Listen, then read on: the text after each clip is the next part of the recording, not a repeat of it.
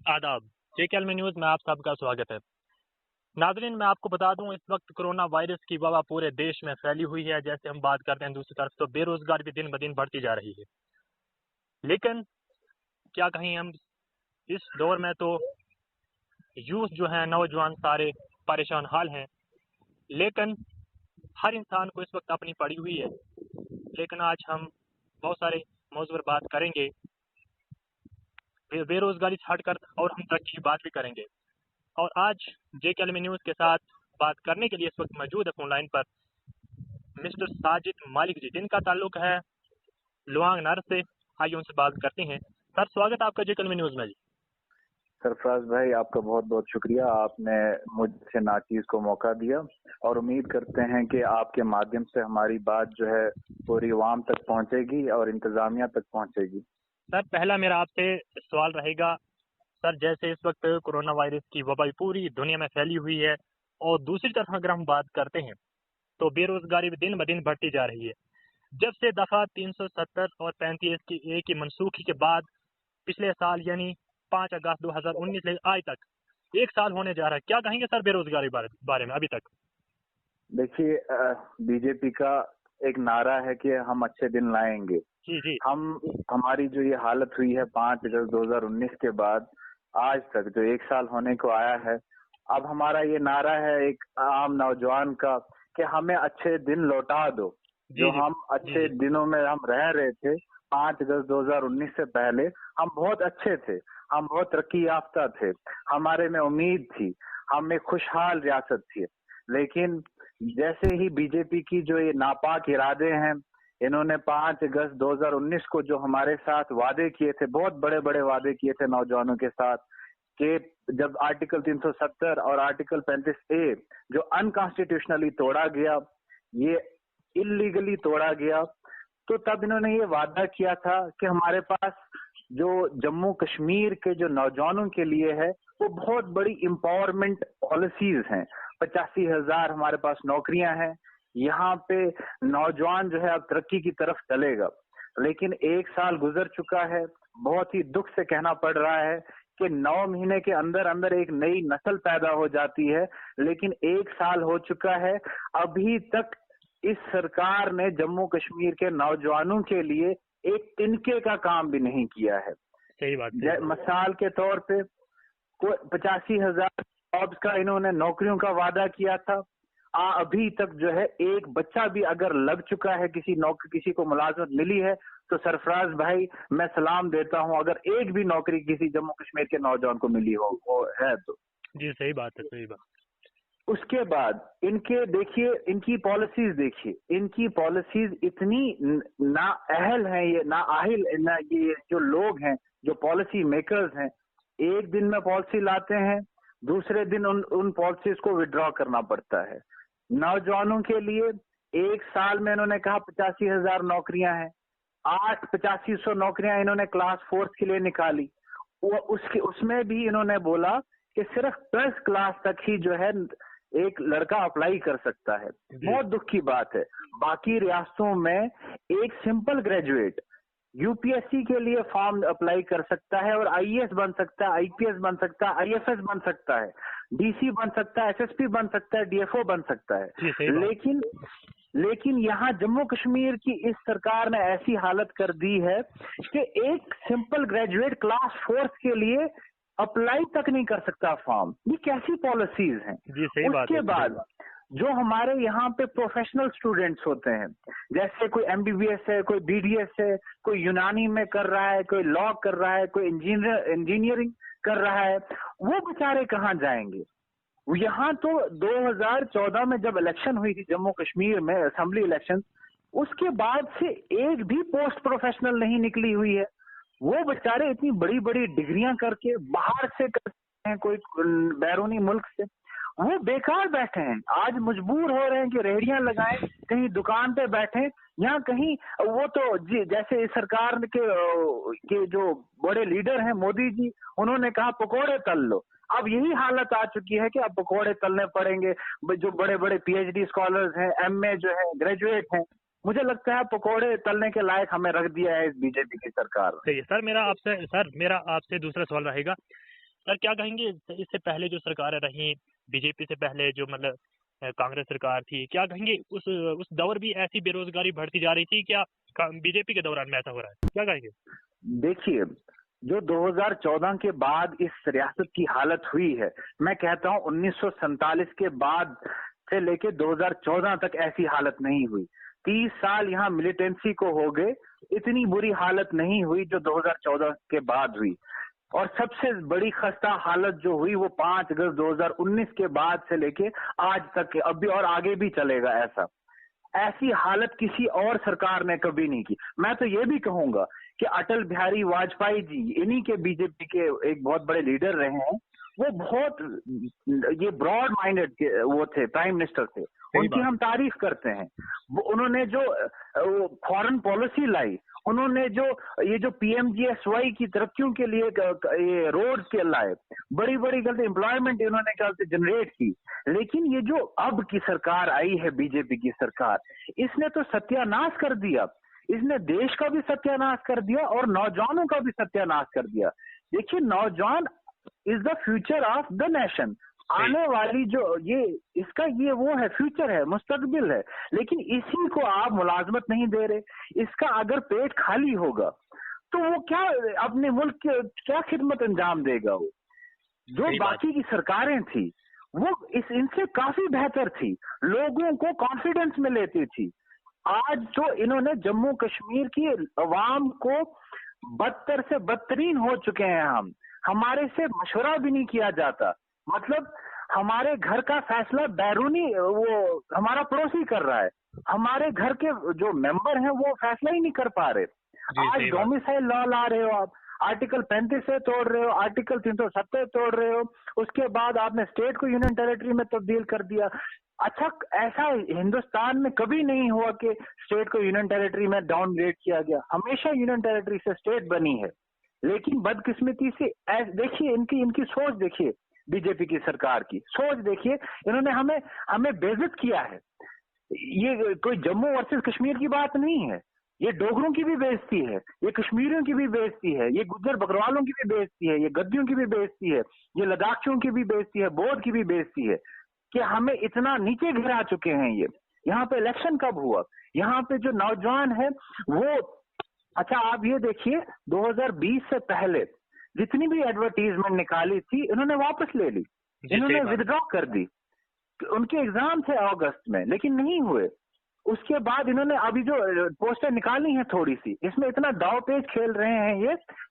इनका एक ही मकसद है कि बाहर से लोग आए और जम्मू कश्मीर में इनकी डेमोग्राफी चेंज करें, और कोई मकसद नहीं है इनका। जम्मू कश्मीर वालों के साथ कोई इनका लेना देना नहीं। सर मेरा आपसे तीसरा सवाल रहेगा, जैसे अभी 4th क्लास की जो पोस्टें जो निकाली हैं 8,575 जो हैं, सर क्या कहेंगे इसके बारे में? जैसे आपने पहले बता चुके हैं आपके ग्रेजुएशन वाला इसमें फॉर्म अप्लाई नहीं कर सकता है। जी। तो सर इस वक्त जैसे 3 लाख 3.5 लाख बच्चे जो क्रॉस कर चुके, रजिस्ट्रेशन जो हो गई है, क्या कहेंगे? इतने मतलब बेरोजगारी बढ़ती जा रही है दिन ब दिन, क्या कहेंगे इस मसले को लेकर? सर जब ये 5 अगस्त 2019 से पहले यहाँ पे बेरोजगारी का रेट था 15%। जी सही बात। अब जो रेट है वो 1 साल के बाद वो हो चुका है 28 से 30% तक। जी, एक सर्वे है। और हमारी इकोनॉमी जो घिरी है वो 31,800 करोड़ रुपए घिरी है। मतलब इतना नुकसान हुआ है जम्मू कश्मीर का। जी। क्लास 4 का यहाँ पे दो इन्होंने यहाँ पे दाव पेच खेले हैं। एक, ग्रेजुएट यहाँ पे अप्लाई नहीं कर सकता, और दूसरा, जब आपकी सिलेक्शन होती है तब आपको उसके बाद, जब सिलेक्शन हो जाती है उसके बाद आपको डोमिसाइल सर्टिफिकेट दिखाना है। अब आप मुझे ये बताइए, अप्लाई करते वक्त जो है वो कोई भी डॉक्यूमेंट नहीं ले रहे, लेकिन कोई बिहारी कर रहा है यहाँ पे अप्लाई, कोई उड़ीसा का कर रहा है, कोई यूपी का कर रहा है।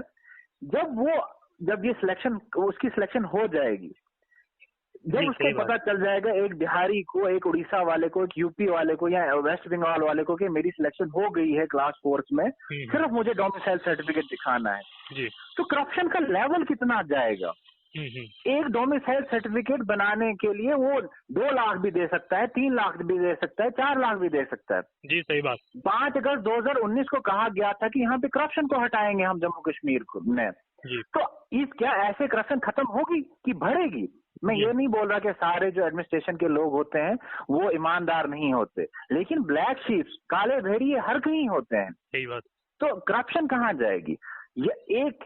दूसरी बात, अगर आपने क्लास 4th के लिए सिर्फ 12th क्लास तक ही बच्चे लेने हैं तो बाकी नौकरियां भी खोलें, ग्रेजुएट के लिए भी खोलें, एमबीबीएस वालों के लिए भी खोलें, डेंटल डॉक्टर्स के लिए भी खोलें, यूनानी के लिए भी खोलें, इंजीनियर्स के लिए भी खोलें, स्टेनोग्राफर्स के लिए भी खोलें। उसके बाद जो हमारे यहाँ बाकी जो लॉ वाले हैं उनके लिए भी पोस्टें खोलें। अगर आपने यही यहाँ पे क्लास 4th में आपने ये 12th क्लास तक ही अप्लाई करने देना है, जी सही बात। वो बच्चे मजबूर हो रहे हैं। कुछ बच्चे तो खुदकशी के ऊपर आ चुके हैं क्योंकि बेरोजगारी बहुत बढ़ चुकी है। यहाँ तो आप ये जो आपने क्लास 12th तक इनको रखा है, यहाँ तो इसको हटा दीजिए, बच्चों को भरने दीजिए फॉर्म क्लास 4th के लिए, और कोई चारा नहीं है। यहाँ तो नई नौकरियां निकालें आप। जी सर, मेरा आपसे सवाल रहेगा एक और। सर जैसे इन्होंने 4th क्लास के लिए जो एंट्रेंस वगैरह रखा है, जैसे बाईबी को खत्म किया है जी, और जैसे नेगेटिव मार्किंग रखी है, एक तो इतनी पोस्ट कम है और इतने फार्म लग रहे हैं, इतनी बेरोजगारी बढ़ती जा रही है, वो भी नेगेटिव मार्किंग रखी है 0.5 के हिसाब से, मतलब नंबर काटे जाएंगे सही नंबर से। क्या कहेंगे इसके बारे में? सर देखिए, ये क्लास 4th की ही बात नहीं है, इसमें आगे अब ऐसा ही रिक्रूटमेंट इन्होंने पॉलिसीज लाई सर है, मेरा ये आगे ऐसा ही चलता है। मेरा इसलिए मेरा सवाल है कि सर इतनी बेरोजगारी दिन ब दिन बढ़ती जा रही है, जी, यह सर जी। या पोस्टर ज्यादा रखनी थी तब नेगेटिव मार्केट ठीक, इतनी पोस्टर कम है और इतनी बेरोजगारी तेज बढ़ती जा रही है, फिर भी नेगेटिव मार्केट पॉजिटिव मार्केट होनी चाहिए। क्या कहेंगे इसके बारे में?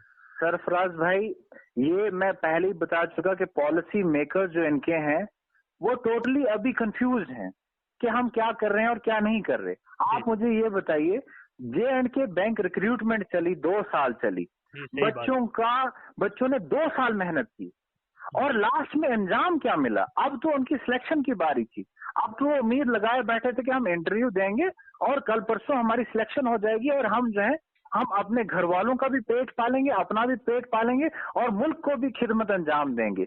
लेकिन उनके सारे ये उनके सपने थे वो टूट गए। किसने तोड़े? ये यहाँ पे सत्यपाल मलिक की आप स्टेटमेंट पढ़िए, खत्म कर दीजिए 2 साल की उनकी मेहनत, उसका कंपनसेशन कौन देगा? उसके बाद 2020 से पहले जितनी भी एडवर्टीजमेंट निकाली थी, जिनका अगस्त में एग्जाम था, वो भी खत्म कर दिया इन्होंने। ये चल क्या रहा है? ये आप कोरोना वायरस के चलते लॉकडाउन है, इसको आप मौका देख रहे हैं, ये आप उसको मौका देख रहे हैं कि बच्चे प्रोटेस्ट नहीं कर पाएंगे। आपको पूरा पता है कि गाइडलाइन ऐसी है कि आप प्रोटेस्ट नहीं कर सकते। अगर ये लॉकडाउन खुल जाता है, बच्चे सड़कों पे आ जाएंगे, ऐसी हालत हो चुकी है। यहाँ पे बच्चों की अवरेज हो रहे हैं, बच्चे यहाँ पे बर्डन बन रहे हैं अपनी फैमिलीज के लिए, बच्चों का फ्यूचर डार्क हो रहा है, बच्चों की आगे जो जनरेशन है उनका यहाँ पे हमें गुलाम बनाया जा रहा है। अब ऐसी हालत हो चुकी है हमारी। सही बात सर अभी हम बेरोजगारी से हट कर अगर हम तरक्की की तरफ आते हैं जी। सर, पहला मेरा आपसे सवाल रहेगा, जैसे इस वक्त बनी कॉन्स्टिट्यूंसी की हम अगर बात करते हैं जी, तो कितनी अभी तक आपकी उम्र के एतबार से बात की, कितनी तरक्की आपने देखी अभी तक? सर यहाँ पे मेरे वालिद साहब यहाँ पे MLA रहे 96 में से लेके 2002 तक जी। उन्होंने कहा था कि, तब मैं बहुत छोटा था, उन्होंने कहा कि बेटा ये जो बसोली से बदरा तक रोड था ये इंदिरा गांधी के टाइम बना था जी, तो अब ये शायद डबल लेन होने वाला है, हो रहा है। तो मैं इसको, ये उम्र हो गई मुझे इसको देखते कि डबल लेन होगा, काम चला हुआ है लेकिन काम कंप्लीट नहीं होता, तो तरक्की का लेवल देखिए। जी सर, मेरा आपसे यहाँ रोड के बारे में, जैसे अपने PMGSY या BRO की अगर हम बात करते हैं सर, जैसे गिरफ्त की अगर हम बात करते हैं, बड़ा ढीला और सुस्त रफ्तार से इनका काम होता है। क्या कहेंगे सर, जैसे जो सिंगल कटिंग हुई थी खुड़ा सरथल बदरवा तक जो बनी का रोड में, उनका मुआवजा अभी पड़ा है, क्या कहेंगे इस डेवलपमेंट के बारे में, ऐसी तरक्की के बारे में क्या कहेंगे? देखिए, इस तरक्की से मुझे ये लगता है कि सिंगल रोड ही ठीक था। गरीब लोगों की जमीन गई थी, बड़े जमीन चले गई है, उनको रोज अभी जो उसका मुआवजा भी मिल रहा है, क्या कहेंगे इसके बारे में? देखिए, यहाँ पे मैक्सिमम जो बनी के लोग हैं हमारे, ये किसान लोग हैं, यहाँ पे मक्खियां लगाते हैं और यहाँ पे कभी ये सरसों का साग लगाते हैं, कभी और कोई फसल लगाते हैं और अपनी जो है जिंदगी बसर करते हैं। जी। जब ये रोड का काम स्टार्ट हुआ, लोगों की जब ये खेत लगे आने, जमीनें लगी आने, तो लोगों ने खुशी से दिया कि यहाँ पे अब तरक्की होगी, रोड बनेगा, यहाँ पे हमें भी कुछ ना कुछ कारोबार करने को मिलेगा। लेकिन बदकिस्मती की बात ये है कि 15 से लेके 20 साल हो चुके हैं, ये ना कुछ लोगों को कंपनसेशन मिला है, कुछ लोगों की यहाँ पे जमीनें चले गई हैं, वो उम्मीद कर रहे हैं कि कब हमें यहाँ पे कारोबार मिलेगा, कब हमारे बच्चे जो हैं कहीं दुकानें खोलें, कहीं टूरिस्ट गाइड बने, लेकिन नहीं है।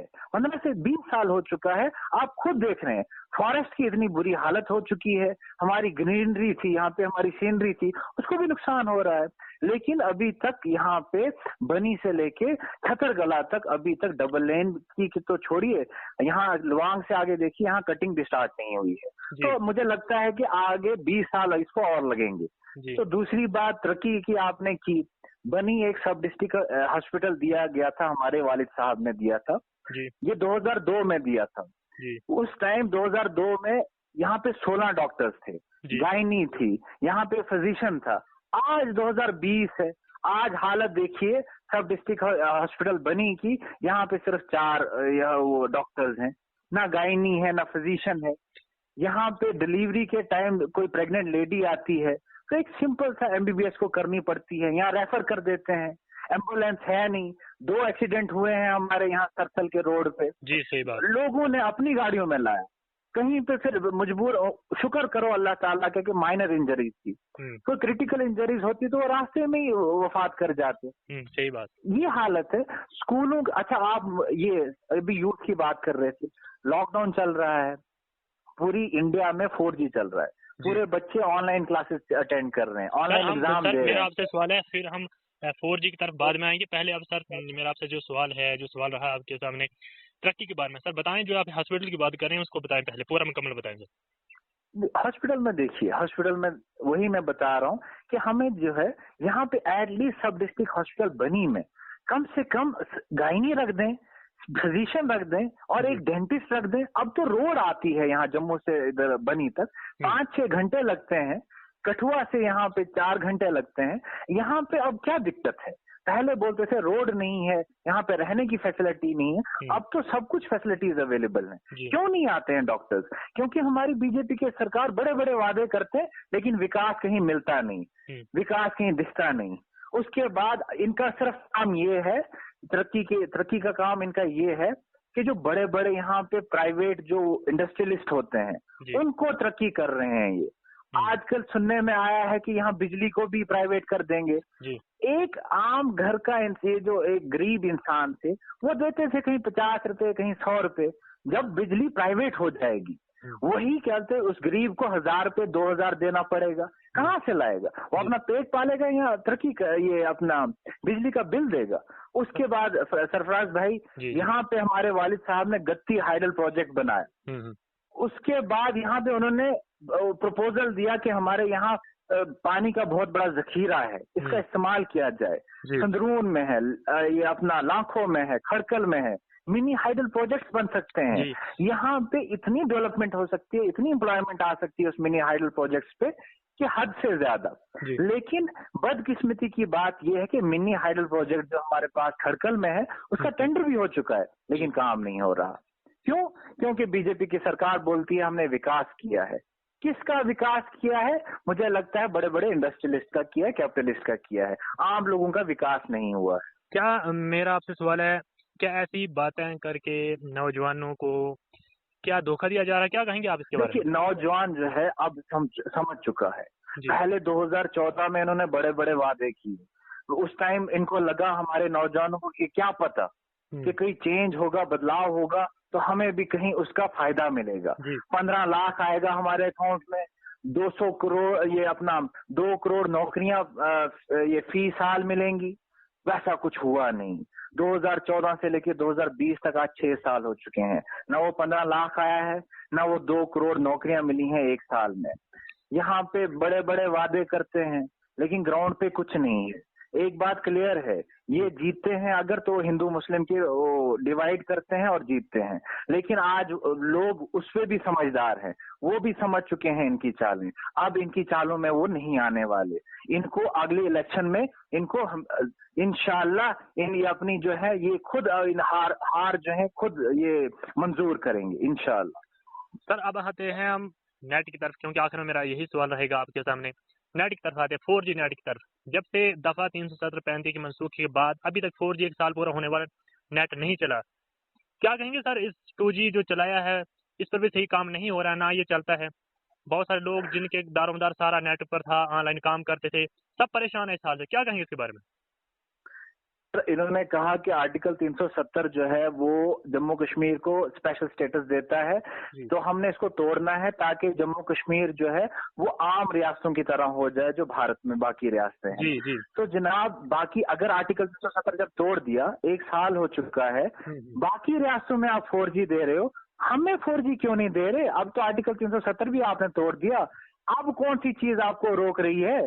जनाब आर्टिकल 370 जब था 4G भी थी, एम्प्लॉयमेंट भी थी, डेवलपमेंट भी थी, सब कुछ था। आर्टिकल 370 तोड़ा, 4G भी गया, ऑनलाइन क्लासेस भी गई, बच्चों का फ्यूचर भी डार्क हुआ, और उसके बाद यहाँ पे टेररिज्म भी दिन ब दिन बढ़ता ही जा रहा है। आपने कहा था टेररिज्म घटेगा, टेररिज्म भी बढ़ता जा रहा है। आपने खुद माना है, होम मिनिस्ट्री की रिपोर्ट है, सुप्रीम कोर्ट में आपने वो ये खुद बताया कि वायलेंस दिन ब दिन बढ़ रहा है यहाँ पे। जैसे सर मेरा आपसे सवाल है, जैसे कहते हैं 4G जिस होम सेक्रेटरी की तरफ से जो ऑर्डर आता है 4G के बारे में है कि 4G हम इसलिए हम मुतफिक हैं चलाने पर, लेकिन ये पाकिस्तान प्रोपेगेंडा करता है। क्या कहेंगे इसके बारे में? फॉरेन पॉलिसी है। आप हमें क्यों उसके लिए हमें वो सजा दे रहे हो? आपका अपना मैटर है वो, आप इंडिया पाकिस्तान के साथ डील करेगा। नहीं सर, अगर इंडिया जम्मू कश्मीर के साथ डील नहीं करेगा ना। मेरा आपसे सवाल है, जैसे अगर जिसने कोई किसी किस्म का बायोलेशन वगैरह कुछ करना है वो 2G पर भी कर लेता है। अगर ऐसा मसला है तो 2G में नहीं चलाना चाहिए। क्या कहेंगे सर? सर देखिए, यहाँ पे ये मैं पहले कह चुका हूँ, जम्मू कश्मीर की यहाँ पे ये डेवलपमेंट नहीं कर रहे। ये जितनी डेवलपमेंट है उससे भी हमें नीचे घेरा रहे हैं और कुछ नहीं। अच्छा मुझे ये बताइए, कौन चाहेगा बच्चों के फ्यूचर के साथ खिलवाड़ करना? ये तो हमारे बच्चों के हमारे साथ खिलवाड़ कर रहे हैं। ऑनलाइन क्लासेस नहीं चल रही सर यहाँ पे, वो बच्चे का फ्यूचर कहाँ जाएगा? जी सही बात। देखिए ये टेररिज्म, ये पाकिस्तान, ये बड़े बड़े इश्यूज आप खुद सॉल्व क्यों नहीं करते? क्योंकि आपके पास कोई पॉलिसी नहीं है। नेपाल हमारा बहुत बड़ा दोस्त था, वो भी आज आपसे रूठा हुआ है। चाइना लद्दाख में घुस चुका है, बांग्लादेश रूठा हुआ है जब CA/NRC लाया आपने।